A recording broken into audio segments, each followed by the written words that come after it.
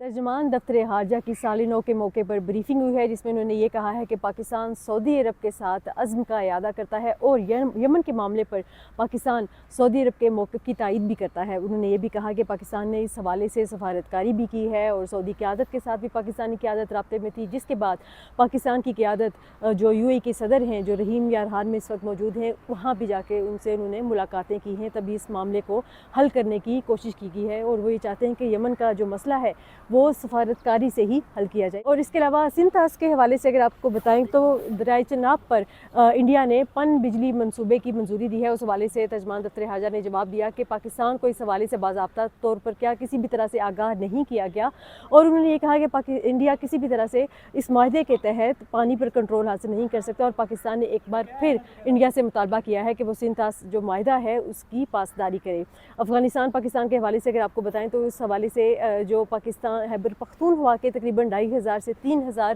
جو میڈیکل کے اسٹوڈنٹس ہیں وہ کابل میں ہیں، اور سرحد کی جو بندش ہے اس کی وجہ سے ان کی پاکستان واپسی میں دقت ہے۔ اس حوالے سے انہوں نے کہا کہ پاکستان